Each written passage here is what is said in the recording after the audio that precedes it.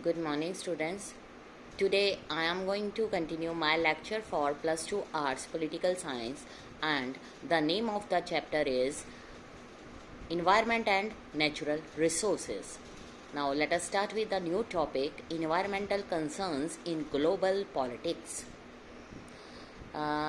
As you know that in our book World Politics we had discussed so many things like wars, treaties, rise and decline of state power, relationship between the government that represent their country in the international arena, role of international government organization. But now in chapter 7 we want to expand the scope of world politics, जिसमें बहुत सारे issues को हम include करेंगे like poverty and epidemics. But may not have been a very difficult step to take, for we all think that governments are responsible for controlling these. But if we said the government is responsible, but there is also responsible of citizens living in a country, in the sense they fall within the scope of the world politics. Now consider some other issues. Some questions are here. Do you think they fall within the scope of contemporary world politics? Now let us start.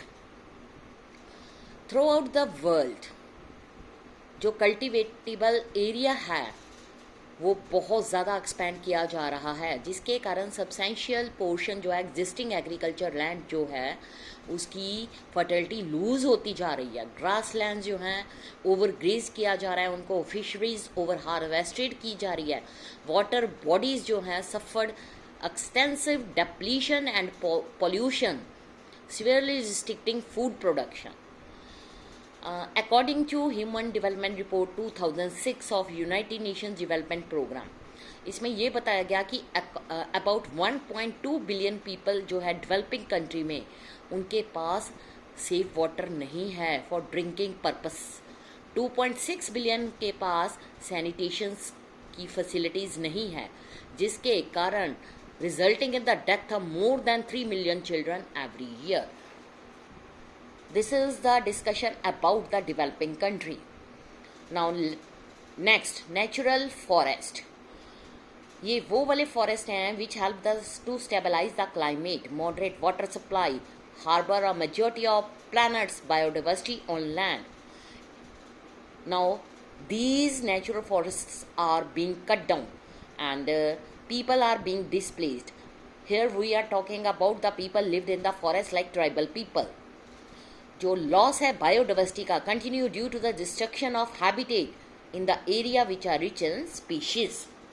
Now a steady decline in the total amount of ozone O3 layer in the Earth's stratosphere, commonly referred to ozone hole. It poses a real danger to ecosystem and human health. जो coastal pollution है 2 is increasing globally. जो open sea है relatively clean है. The coastal waters जो हैं are becoming increasingly polluted largely due to land-based activity, because in some developing country and also included developed country, the population is increasing at a very fast rate. If we unchecked intensive human settlement of coastal zone across the globe, तो ये lead करेगी further deterioration in the quality of marine environment.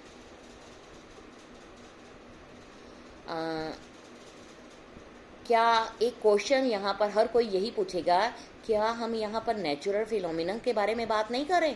That should be studied in the geography. तो फिर political science में ये topic कहाँ से आ गया? बट अगेन इसके बारे में सोचो. अगर various government in different countries steps उठाती हैं इन्वायरमेंटल डिग्रेडेशन को चेक करने के लिए, और जो ऊपर बताई गई हैं मेंशन करी गई हैं उनको बताने के लिए, तो जो ये इश्यूज हैं will have political consequences in that sense.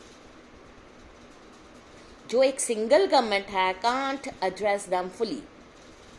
So we should must have a part become a part of world politics. Issues of environment and natural resources, these are the political in other deeper sense. Who causes environmental degradation, who pays the price, and who is responsible for taking corrective action, who gets to use how much of natural resources of the earth.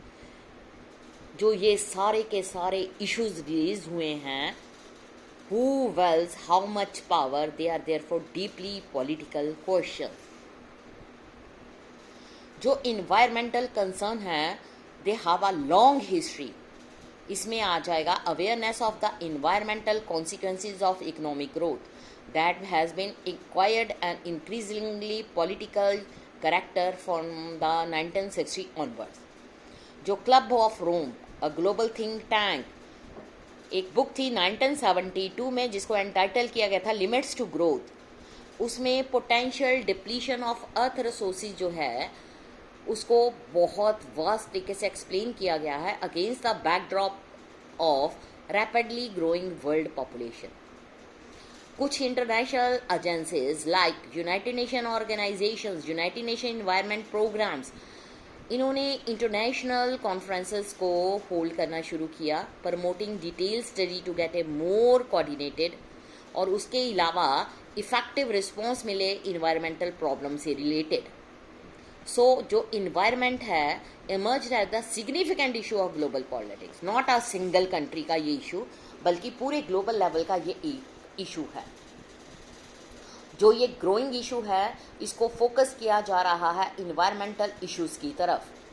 That means within the arena of global politics उसमें आएगा United Nation conference on environment and development held in Rio de Janeiro, Brazil में, और ये held हुई थी 1992 में. इसको ये भी कहा जाता है कि it is Earth Summit, very important thing, Earth Summit held in Rio de Janeiro, Brazil में. जो ये समिट था इसको अबाउट 170 कंट्रीज ने अटेंड किया. थाउजेंड्स जो एनजीओज थी, बहुत सारी मल्टीनेशनल कॉरपोरेशंस थी, उन्होंने इस समिट को अटेंड किया. 5 years अर्लियर पहले 1987 में ब्रुंटलैंड रिपोर्ट में ये बताया गया था आर कॉमन फ्यूचर. उसने ये भी वार्न किया था कि जो ट्रेडिशनल पैटर्न्स हैं इकोनॉमिक ग्रोथ के वो लॉन्ग टर्म के लिए सस्टेनेबल नहीं हैं.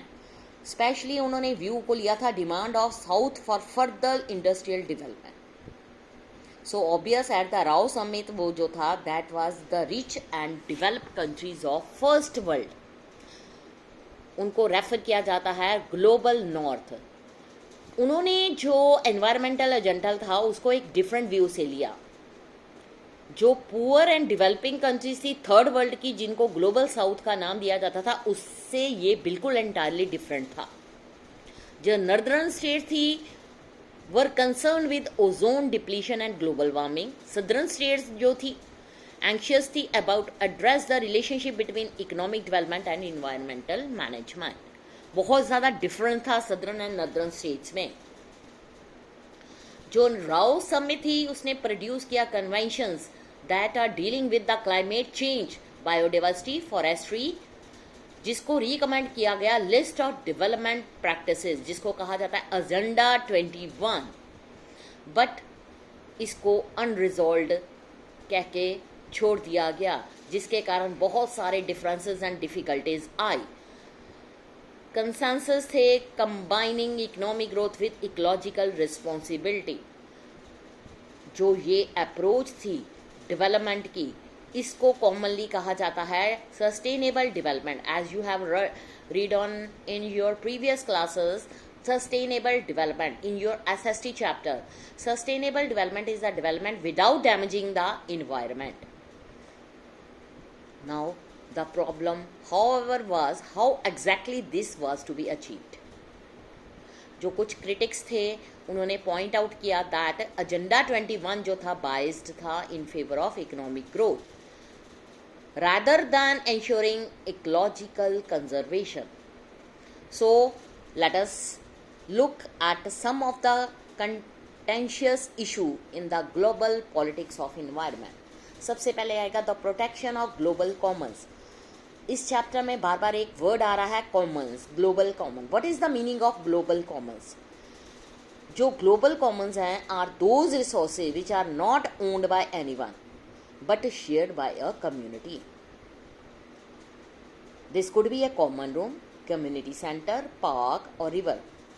Similarly, there are some areas or region of the world जो कि sovereign justifications के बाहर स्टेट मतलब हैं and therefore require common governance by the international community. उनको international agencies की बहुत ज़्यादा हेल्प की ज़रूरत है.